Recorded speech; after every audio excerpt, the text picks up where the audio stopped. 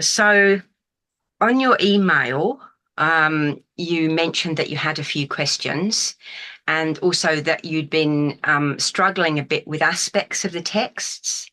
So shall we have a look at that first? So just in no particular order, just fire away and we'll unwrap this. I've also got a PowerPoint that I can share that might help a little bit as we go along.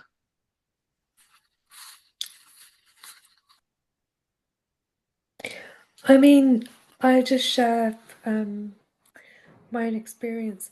Probably most of the language in the text is new to me, and this type of meditation and everything. So as I've read it, I've probably forgotten a lot of it as well because I don't have that framework in my own mind that I can hang it on. So I suppose for me, it's really understanding which bits I could probably pick out to use with the meditation. I'm using your light meditation on the that's recorded on your website on in our Mystics Way, but I don't think I've fully linked the text. I think I'm only still getting bits of the meditation even after all this time because it's quite in depth. I mean, and it's just a language I wouldn't know. So yeah, it's a bit general, but Totally understandable. I anticipated that that would probably be the case. And it can take a while to get used to any kind of specialized language, and this is no different. So, what I'd like to do today is cross reference some ideas and also some terminology so you may be able to map onto things that you've lovely. already known and used. Lovely. Thanks, Helen. That's great.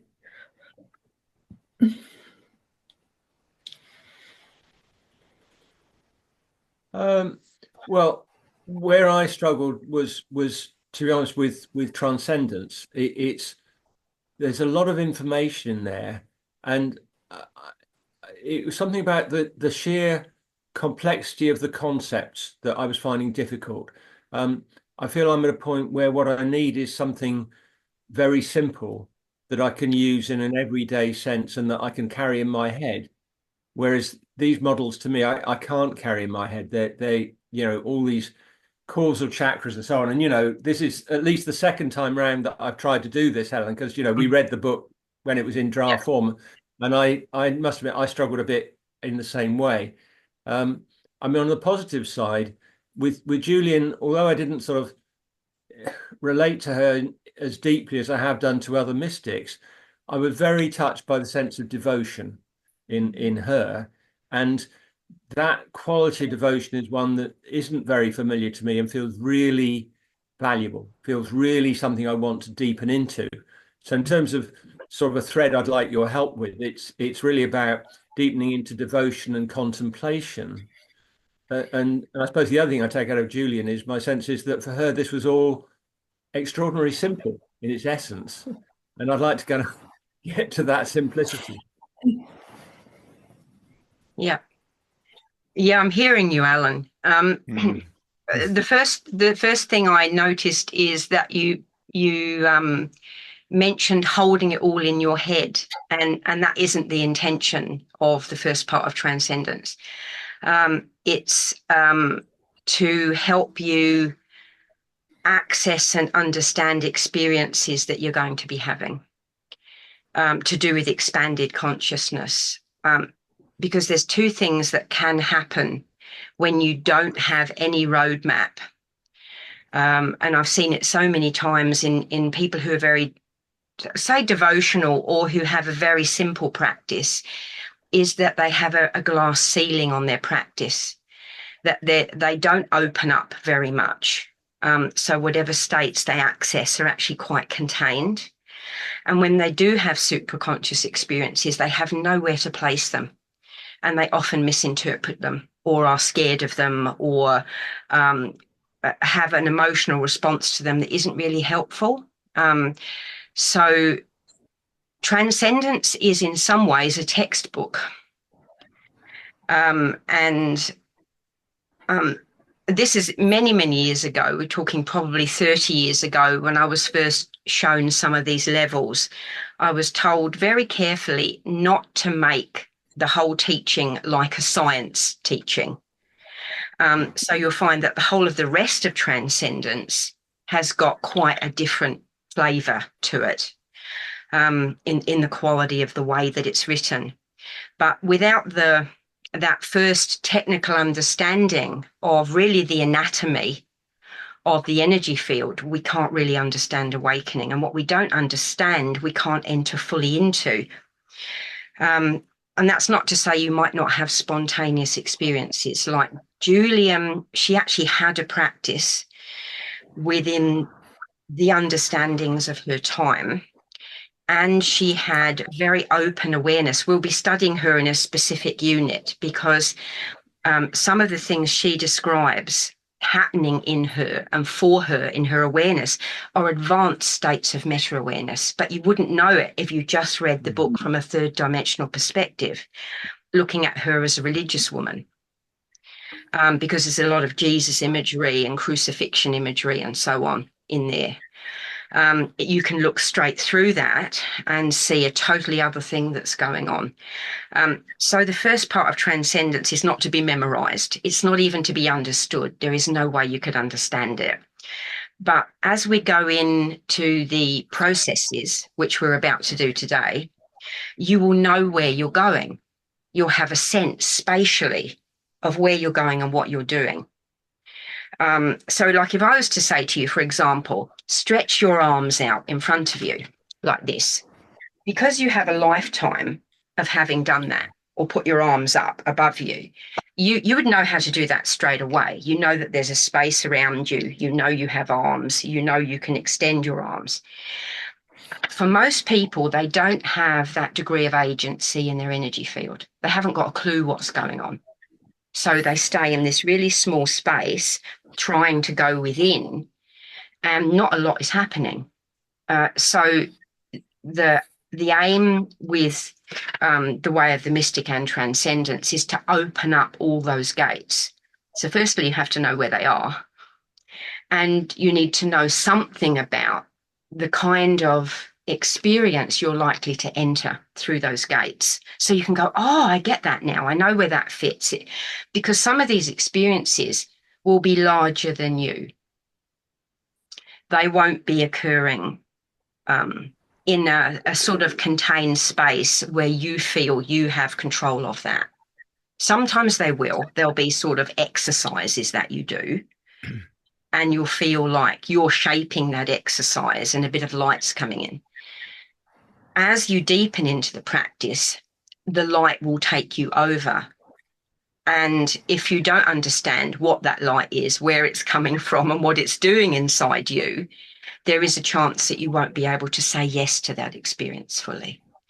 So that's just an introduction to the first part, but don't at all worry about either the terminology or about memorizing it or understanding it, but do take an interest in where things sit spatially. So the causal chakras, where do they sit spatially when you meditate? What does going within mean? We'll be looking at it in so much depth in this program. Like Ram and I have been blown away by the degree to which Yeshua needs people to understand, even after all the things that he's written, both ancient and modern. People are missing the mark, and there's a lack of understanding of the human energy field is one of the reasons they're missing the mark. But we won't be tarrying there. We won't be staying in that place, but you'll be using that as you go forward in the devotional practices as a reference point. So I will bring up in a short while the PowerPoint. It's part of a PowerPoint that I used for the SMN webinar. I've added an extra picture in for that. And I'll also provide you with the webinar recording after, on the web page for the class today. Regarding Julian, I tuned in repeatedly with Jesus, going like, where's Hildegard? Where's Meister Eckhart? Like, where are all these dudes that I thought, might be here? Even modern mystics, like Joel Goldsmith and it's like Julian, Julian, Julian. And then every now and again, I've sort of woken up in the morning, gone to read Julian, like done a meditation, had an experience, gone to read Julian, opened the page, and Julian has described the same thing in her language. Absolutely phenomenal. Like almost like it's an interfacing text for this program. So if you want to read other mystics or use practices that are more from those traditions, you're most welcome to. So this is quite eclectic in a way. It's a program for people mature in their spirituality. So you can bring in the things you love.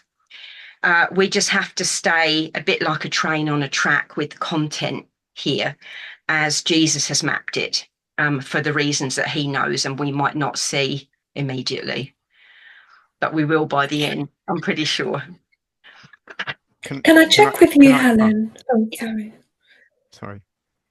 I was just going to add a little bit in, Ellen, that Transcendence was written as a great overview, and Yeshua has deliberately, in this program, we've got an Aramaic section, and I think that'll be very helpful. And it's kind of based around the arrow to the mark, and it's simplified using some Aramaic terminology of his time. And I think that's going to be very helpful for you to simply focus on what's at the essence of this. So it's not going to waffle around in the program. So just wanted to add that in. Yeah. And I have to say, with Ram, like, I loved Hands of Light by Barbara Ann Brennan. Ram couldn't read it. And the first part of Transcendence looks a bit like Barbara Ann Brennan. So he was never a great fan, And also just added quickly, if you look at the first part of Transcendence and the way the breath and circulation are described, and look at the experience I described in my omnipresent surrender into that, and it describes how it happened, how it unfolded, and all of the layers that I went through that were described in the front of the book. So the actual experience is actually completely given in that experience. Later in the book. That was in the end of the book. That I'm not sure what page. Christ consciousness section. It's in the chapter on Christ consciousness. And it was actually given, right, realizing it was actually part of how the book was structured. It was given as a gift to actually demonstrate how this first part of the book actually, and how to enter into that experience. I didn't realize it was set up till much later. So that might help you if you read that experience and then equate that to the first part of the book. You might actually start to link those two together. So, yeah. That's me. Linda. Yeah, can I just say, I mean, obviously after sort of 20 years of working with you pretty in depth and this model, I think I've sort of, got that to, not completely, but it's sort of, it's there. But I found the fine tuning, sort of understanding about this sort of the ground of being, the clear light and the presence and so on. I found that really helpful. And one specific question, I'm assuming that the I am presence that we always used to go up to is the same as what you're now calling the paramatmic point. So we could just absolutely, yeah. And it's in every cell, and you can access it through all the chakras. And okay. I don't quite understand about the sort of pumping up from below. Sometimes you do, but I think I'm sort of I've done a lot of this in individual healings with you, and therefore, I've been sort of bringing in some of that stuff. Anyway, so that's fine, and I'm finding that really helpful. Julian, I mean, I've got a bit of this sort of thing still that, you know, the Christian church thing I can find a bit off-putting, and therefore I haven't read as much of John of the Cross and others as I might have done. I tried reading some in the Mirror by Star translation, and then I just thought, no, actually, I just want to connect with her. So I just called her in a meditation and just felt this amazingly sweet, devotional sort of presence, very simple, full of, you know, faith and trust. So I feel fine with that. And I'm looking forward to, you know, what you're describing that we'll do when we come to her. So yeah, that's an interesting point about the Christian way of meditating, and the perspective can be like a barrier.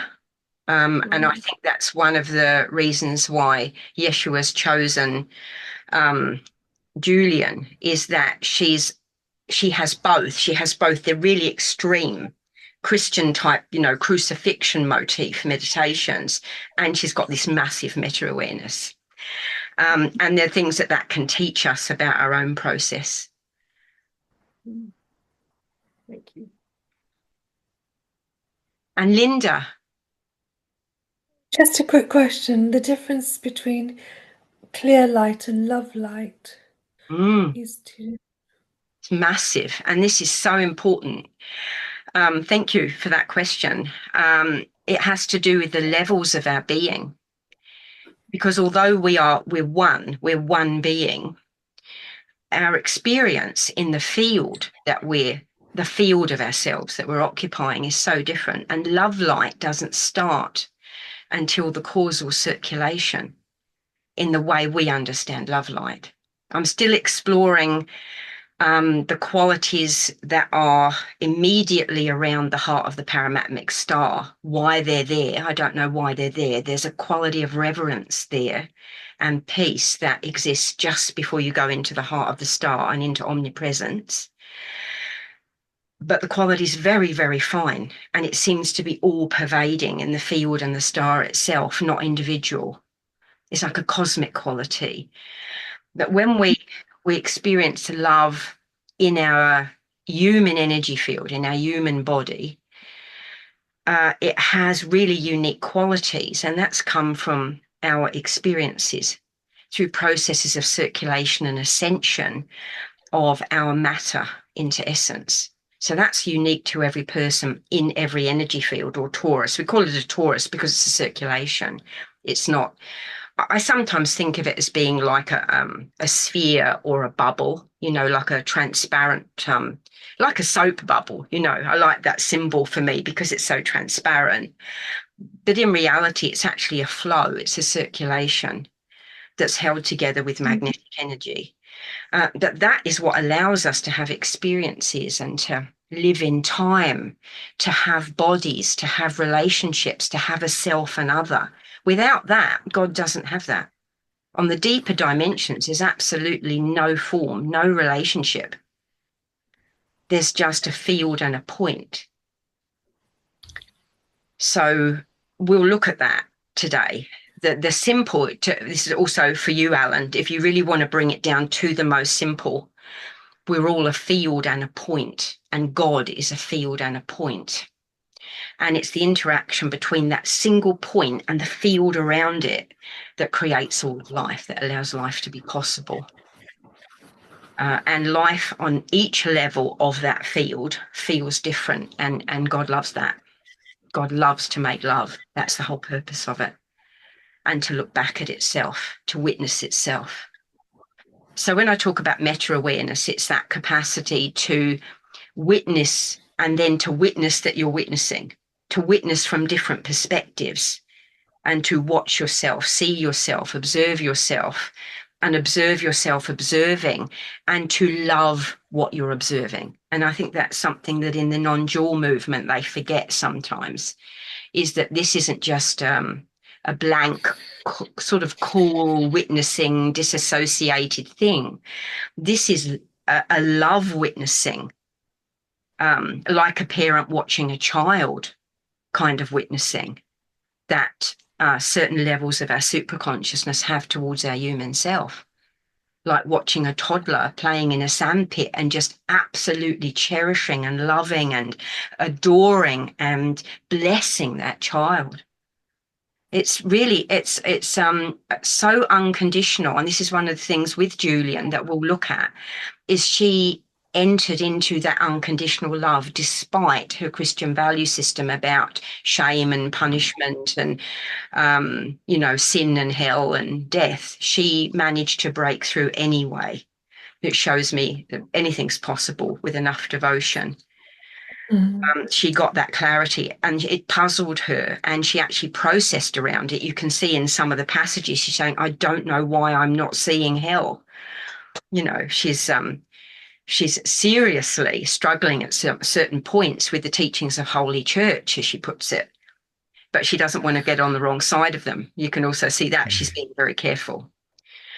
Once you get beyond the 7 levels of the mind-body field, there is no sin, there is no hell, there is no blame, there is no shame, there is no punishment, there's not even an intention to learn through suffering. That's what's so odd about it. We hold certain intentions that maybe it's best for us to have a difficult experience in order to learn something, or maybe we need to have a period of not having what we want in order to grow, or we have all sorts of ideas about reasons why things happen or why they should happen, or what they are, judgments about what they are, that are not held on the higher levels of our own being. So you can use the word God and yourself interchangeably, but they are very, when I use the word God or divine, I'm referring to those levels of consciousness which don't have the fallen fractal in them, which we'll be looking at in the next lesson. They don't have that little twist of, oh, well, we need the suffering, or suffering is inevitable, or suffering has to exist. So therefore, there's no arguments against suffering either. Suffering's not something to be dealt with because it doesn't need to be there. And you see that in the miracles of Jesus. He didn't create hospitals for lepers. He just healed leprosy, period. And I've noticed in the texts, people were so desperate to be healed by him that he had to get out in a boat on numerous occasions and get away from the shore because the crowd was pushing against him too hard. The disciples couldn't hold them back. And he said, and they said, what is the kingdom of heaven? Where is the kingdom of heaven? And he said, you are witnessing it now. You are witnessing the place where suffering does not need to exist for any reason.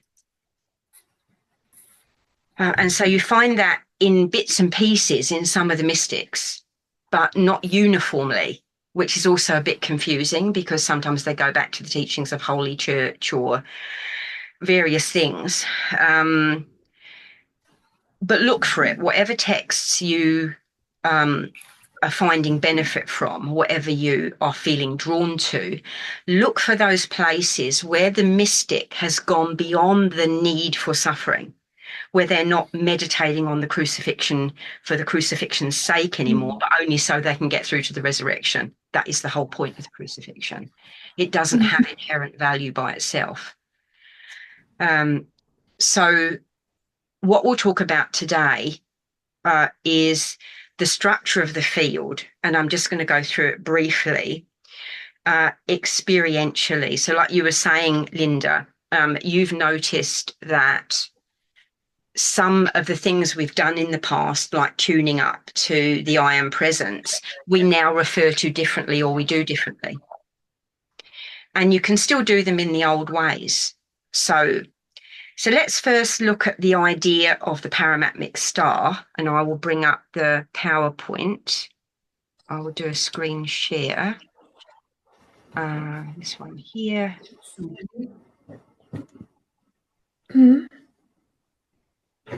Right, can everybody see that? I'm just She's in the bedroom.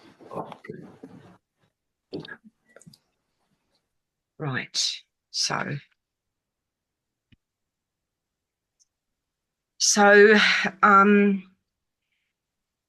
this picture here relates to the image on quite early on in Transcendence, where there's I'll just hold it up. You probably can't see it now. It's on page 18 and it's called The Great Breath. And there's a grid like this and some rings and some arrows on page 18. So if you want to at some stage go back and look at that, that's right at the beginning. So if you could imagine that there is a void in which there are no stars, there's just a field that is not differentiated in any way, a bit like a black piece of cardboard. And imagine if then you poked holes in that black piece of cardboard, that you applied pressure and you broke through and created millions of pinpoints of light. That's what the universal field looks like. And each of those pinholes with light pouring through is a paramatmic star. And it has in it all the cosmic consciousness and inherent energy of the entire field, but it's pouring through a single point. It's extremely intense. In the Hindu tradition, they call it the light of 1,000 suns coming through each of those points. And you'll notice that our solar systems in the physical universe are formed around paramatmic points. Our sun is a paramatmic point for this solar system. Galaxies have a central paramatmic point. So the physical universe and the interior universe parallel one another. Inside every self-conscious being, there is a paramatmic star. At the heart of every great angel, cosmic level angel or planetary level angel or small angel, there is a star. So if you see an angel, you'll see the star at the center and then the streams of light pouring out from it. That light is the center of that being's I am awareness. So you could say it's its I am presence. You could also call it the heart of the star, if you prefer simpler language, or just the core star, which is what Barbara Ann Brennan called it. The core star. I found that a little bit too bland for me. It didn't hold the magnitude for me of what this is about. So I went back to the Sanskrit and I used the word Paramatma, which is the soul of the soul, or the supreme soul, or the supreme self with a capital S. Because if you go into the heart of any one of those stars, you end up back in the absolute consciousness of the isness of God that has no differentiation. So you can, the consciousness that has created this is off the charts. Its capacities are beyond anything our little kind of, primordial mammalian brain can kind of think up. It can be simultaneously omnipresent and at the same time be you having a physical and emotional experience. And in the heart of the star, it knows it's that. It knows it's you. It can see you. It can feel you, but it isn't suffering. So they call it the great witness. They have a lovely saying in Sanskrit that it's like two birds sitting in a tree. One bird's eating and playing and doing things, and the other one's just watching. And both birds are actually the same bird. Or they call it their best friends, these two birds. So within you, that observer consciousness that you have in your head and your heart and your belly is that star. The fact that you can be awake and go, oh, I exist, here I am. That is your paramatmic star consciousness sending its waves down through the field and changing the nature of the field as it goes. So you're asking before, Linda, about the clear light. Clear light is the first level of this substrate that you see on this diagram now. You can't see it. It's completely invisible, but it pervades everything. So we're sitting in clear space now. We're sitting in this clear substrate. And every now and again, people break through and they witness it. They can feel it. Sometimes it's so thick you could cut it with a knife. The pressure, it's like, I think, is it called barometric pressure or something, where you actually feel the change in the atmosphere around you. It's physical. It feels physical, but it's actually from the substrate coming through. And the substrate is in a complete state of peace. And around the very heart of the paramatmic star is a feeling of reverence. It's such an incredible feeling of peace and reverence. So I every time I encounter it, I just start weeping. My body just starts weeping. And you can see it in the sometimes records of people's experiences with the presence, or whether they're, just an everyday person who's happened to have a spontaneous breakthrough, or whether they're a mystic who's written a lot about their experiences. There's this quality of this, like your heart's going to burst. There's so much beauty and so much love. So in that original space of manifestation, if you like, where God is becoming an I amness through these paramatmic stars, there's an incredible sense of beauty. So everything's made from beauty. We're made from beauty. And love appears as this immense peace and this reverence. As the waves go out, and they are like magnetic pulses, effectively. They're prior to magnetism, but they become magnetic pulses. They ripple the fabric of the field, and the field changes to white light. So you see this band of white light is a drop in frequency.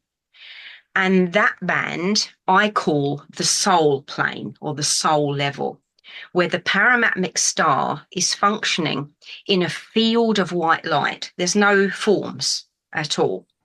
It's an edgeless experience, and there's no thought, feeling, or emotion as we would understand it. From that white light, the paramatmic star, utilizing its white light field, creates a torus. It creates a flow field. And at its center is the paramatmic star.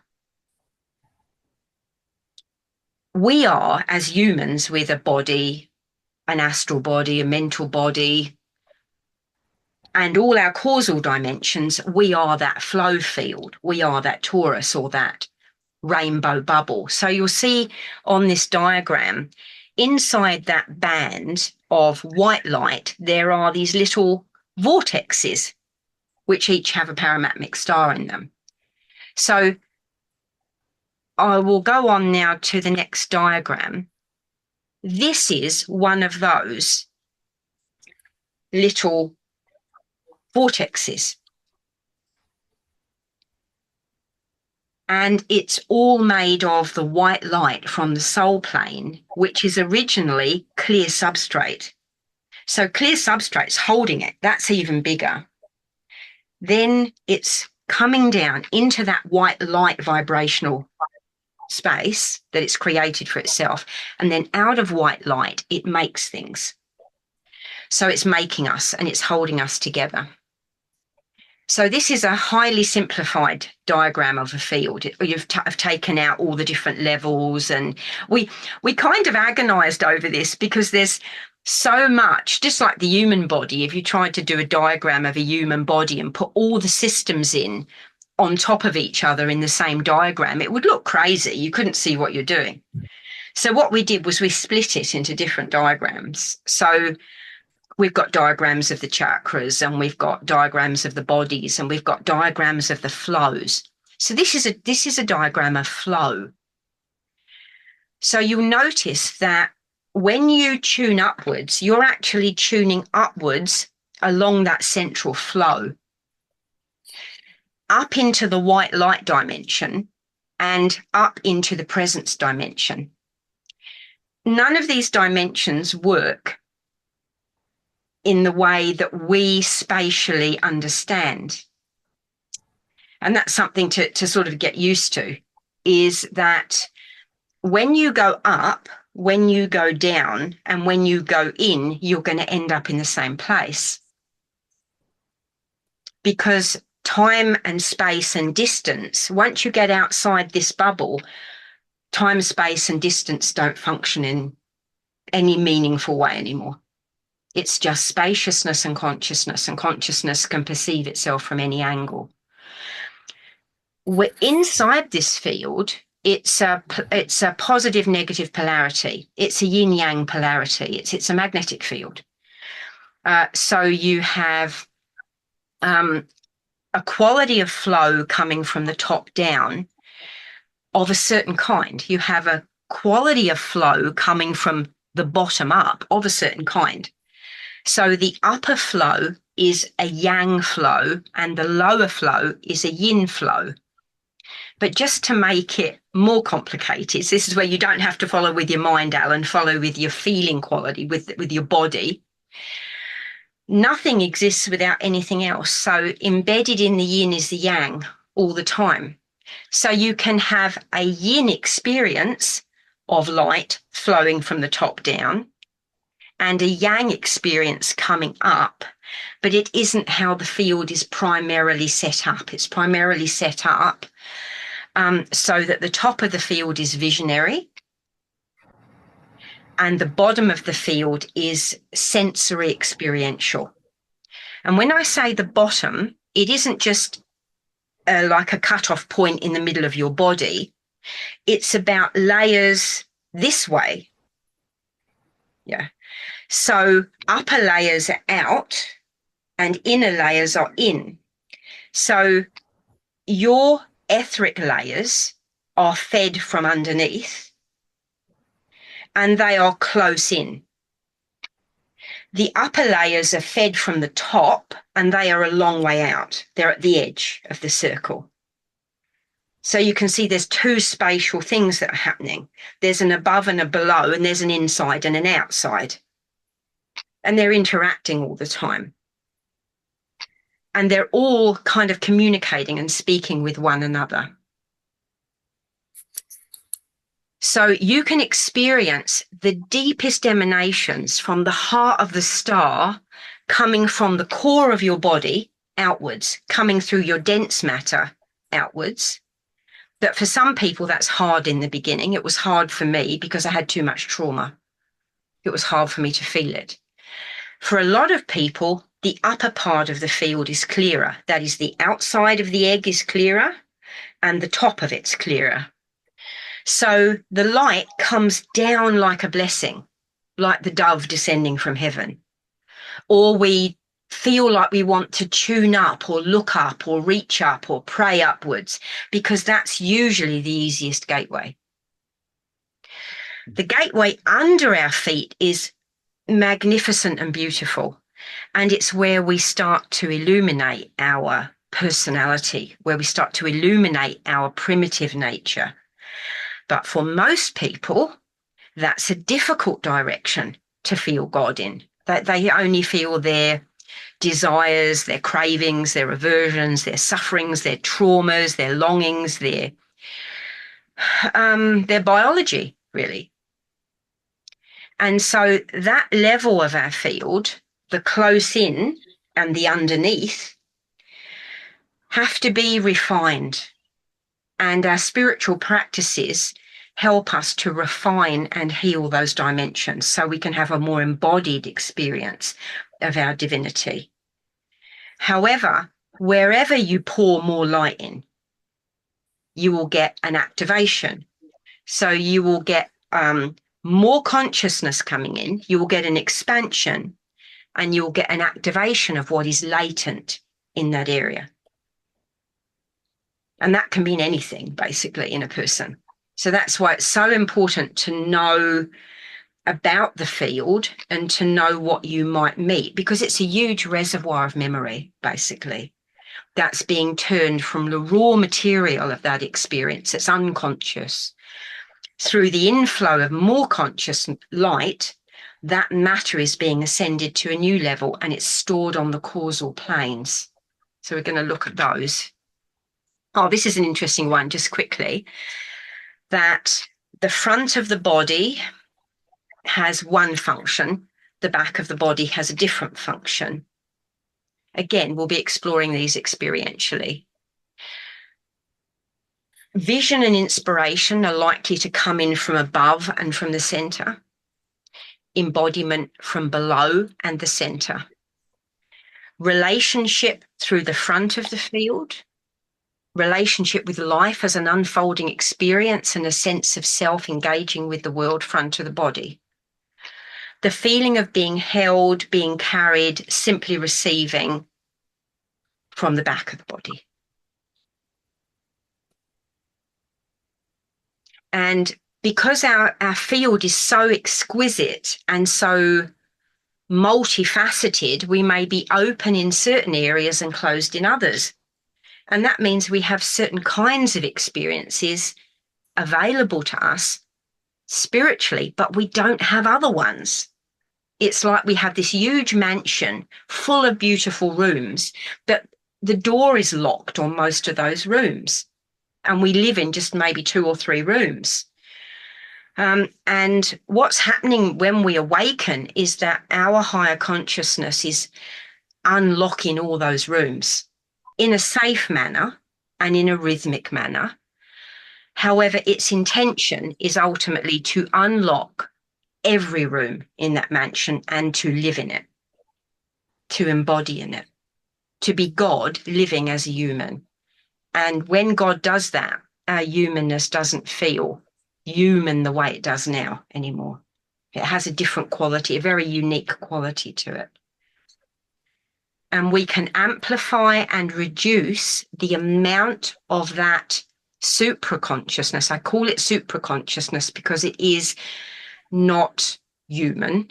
It is vast. As that comes in, it fundamentally changes us, and we can amplify our access to that and we can reduce our access to that, like a dimmer switch on a light. And ultimately, we can decide how human we want to feel or how cosmically omnipresent we want to feel in any given moment. Complete agency. I don't think anyone on the planet has reached that stage yet of complete agency. Maybe Babaji, maybe Yeshua. Some of the Christed masters may be getting close, but they have to come into a physical body to do that, to have that final agency over the whole system. And this is a rendition of somewhat how it looks and feels to be in a coherent field with the heart of the star shining, all the samskaras dissolved, all the matter ascended into essence, and presence holding the whole field, clear substrate holding the whole field. We worked really hard to even get as close as this to try and, it's so fine, the energy is so fine, it's virtually invisible, even to clairvoyant sight. So in the fully awake field, all the chakras would light up. They would all be radiant, but we tried that and it just looked overwhelming on the picture. So we left it as being the heart star.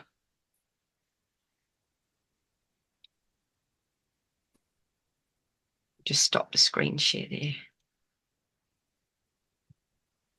And the colours of our essence in the end are all unique, and they're also held inside a very delicate golden glow that's a bit like golden hour in the afternoon.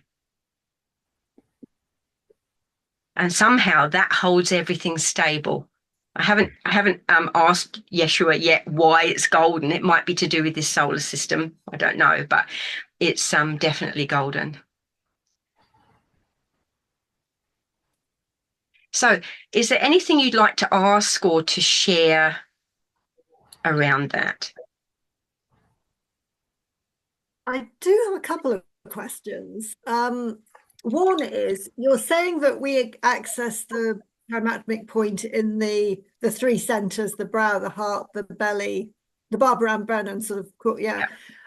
So when you go into the chakra, the root of the chakra and the star, we did it in a healing recently where the light of the star comes up. What are we accessing? It's the same thing, but it's like I'm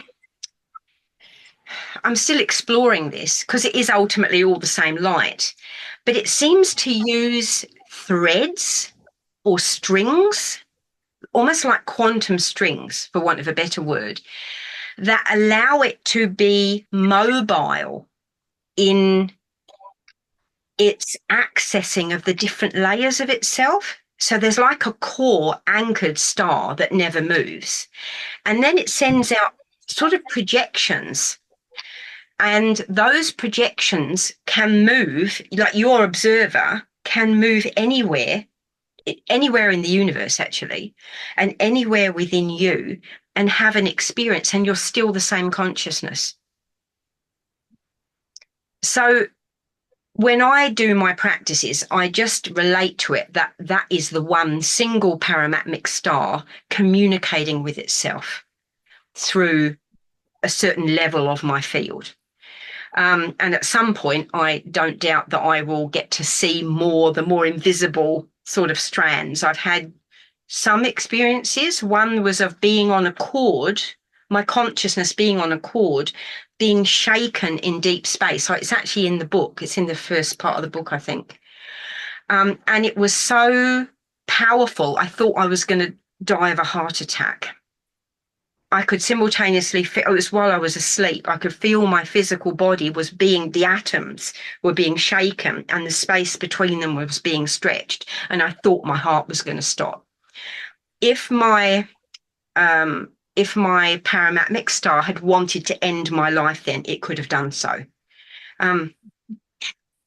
There are, every now and again, you kind of find these sort of descriptions of experiences. And one of them was Adyashanti. And his first breakthrough, he had gotten really desperate. He was still a very young man and was doing Zen meditation. And he really, really, really wanted to break through. And he was getting like so intense, he said. When he looks back now, he doesn't have that kind of intensity, massively intense and focused. And he sat one day in meditation and he said it was like a freight train came through his body. And it shook him so much physically and energetically that he thought he was going to have a heart attack and die. And he didn't. Instead, a whole lot of karmic material was shaken loose from him. But that was instituted from the heart of the paramatmic star. That's not done from the personality level. That's deeper. So once Ram and I were shown the image of would you like to share that, Ram, about the image of the Octopus. The octopus, yeah. The jellyfish. The jellyfish, that's the one. So I was originally shown this back in 1998 in South America, and I spent 7 days on a small island in the middle of Lake Titicaca with the golden disc from Lemuria and about the activation of the Earth. So I had several deep experiences of cosmic consciousness, but what happened at the end of it, when the process had finished, it was like they gave me this gift and they showed me a like a jellyfish, and I've never forgotten it. It created for me the whole framework of how reality works in that experience. And what it was a jellyfish with like a head, and then it had these tentacles that were flowing out behind it. And at the end of each tentacle, there was a light, and there was a big light in the heart, in the main body of the jellyfish. And they showed me that the light in the at the center of the jellyfish was communicating to all the lights and the tentacles on the end. And those tentacles on the end were also communicating to the light in the main body of the jellyfish. And they were saying that they are actually all together. It's not separate. It's not like there's a big light and then these little lights at the end are something less. They were saying and it was like the seamless, it was actually breathing. So it was informing itself from his experiences. So the periphery was informing the center was informing the periphery, and it was just this breathing. It was breathing. And it's kind of, I can't describe the experience. I can describe what I saw, what I felt, but the depth of it, I can't convey that in words because it went way beyond words. It was the way the universe worked, and it formed largely how I started to see reality in a new way, which would it has come through in transcendence with the breath and the circulation and the Torah, understanding how the field works. So there's no separation. And like Helen was saying, we have a point in a field, and we're looking for God, but we are that. We just can't see it. We are the point.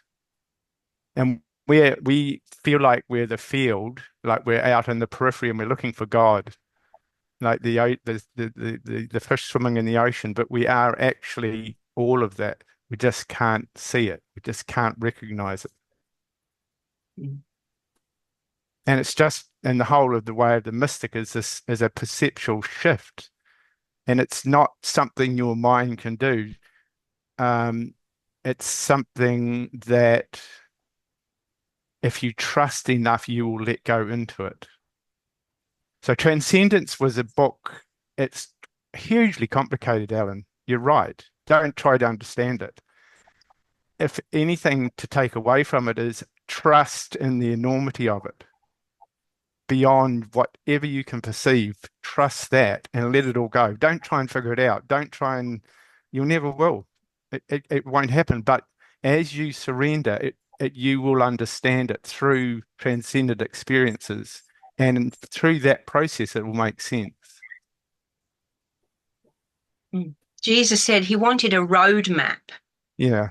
created. He kept using the word roadmap for over the last 9 or 10 years. And I was like, what do you want in that roadmap? And he said, well, he wanted the structure of the human energy field, the causal planes, and the nature of reality, the nature of consciousness. He wanted the hero's journey and understanding the cycles that we go through over many lifetimes. He particularly wanted or wants the understanding of the fallen fractal, of why we suffer and the reason why Earth is the way it is. And then the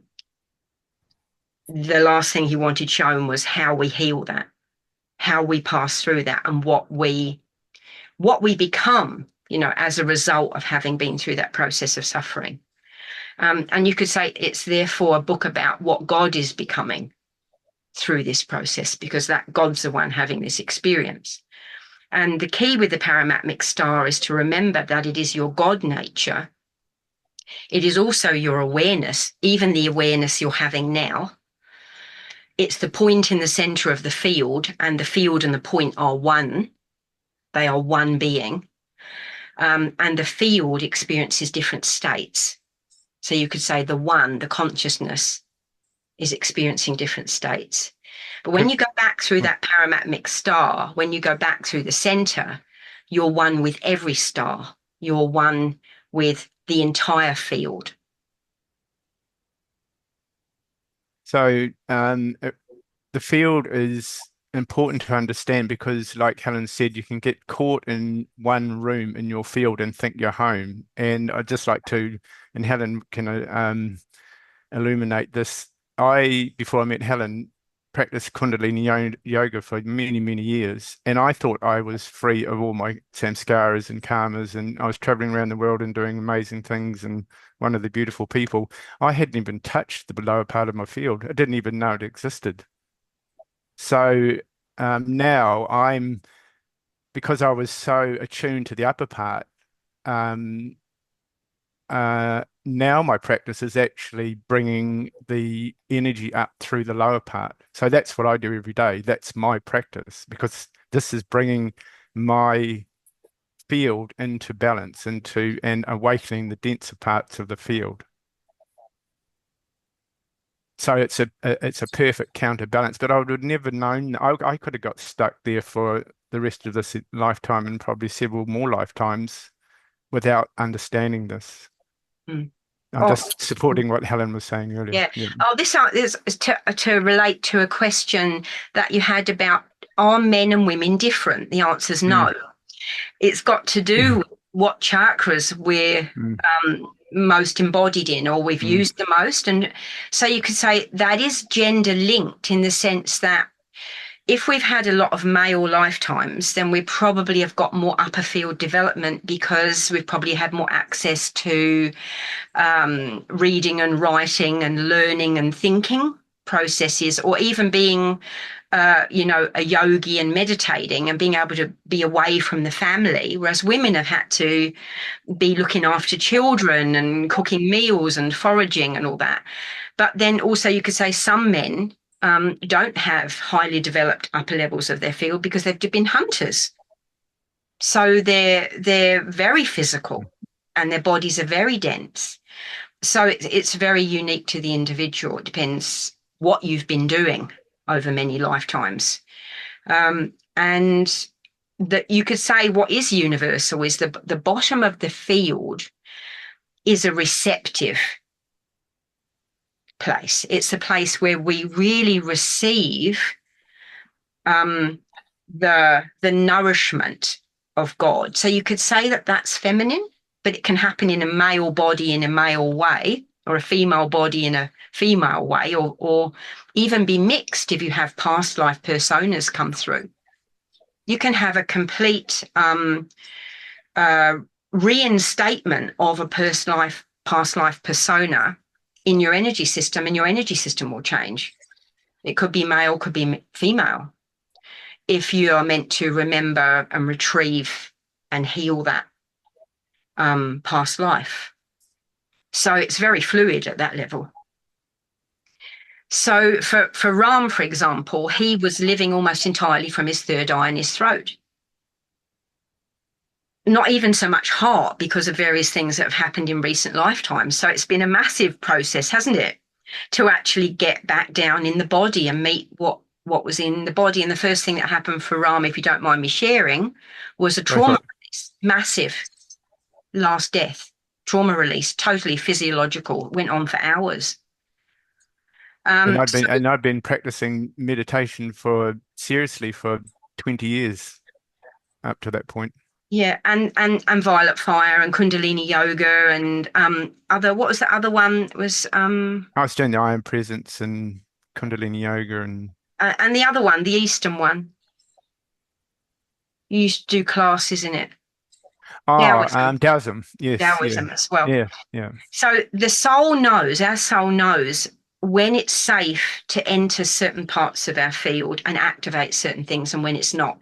So basically, Ram's arrangement, the soul personality arrangement, was that he would not meet that trauma until he was in a safe enough supported space. And then it was fine. And then it opened up. But you were already 42. He was already 42 by that stage. And I think that I have a real respect for the depth of what happens. And part of this process of that I can see the value in doing a course or a program with others is that we're going to meet those places inside ourselves that we need support through. Because the reason that we can't see all of this is because we're telling ourselves some kind of story. That's what's preventing us, and we have to meet that story. It's just that simple. And we need support to get through that. And and that's the challenging part of this. So I think we basically have covered all the ground, the questions and there's one last thing I'm just seeing here before we have our break, and that is that it's all devotional practice, which I mentioned in my email.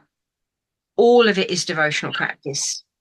If you were to go into your energy field and treat it like you just wanted to make things happen, or you wanted to have a sense of control or agency in your field, or that you just wanted to kind of be neutral and just explore like a scientist might explore, nothing will happen.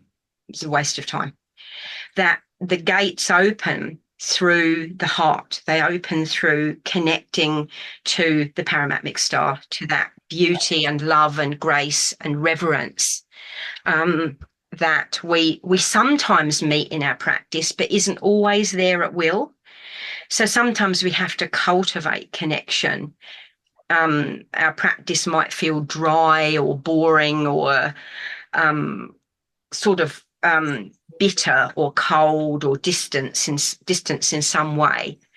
And the first thing we then do is we go back and we reawaken those deep heart feelings and we bring those into the practice.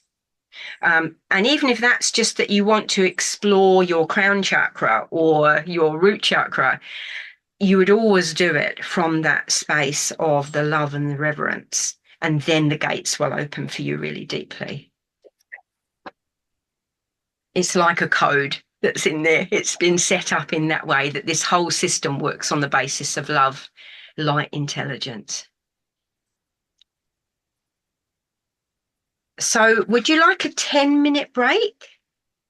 I'll just turn the recording off here.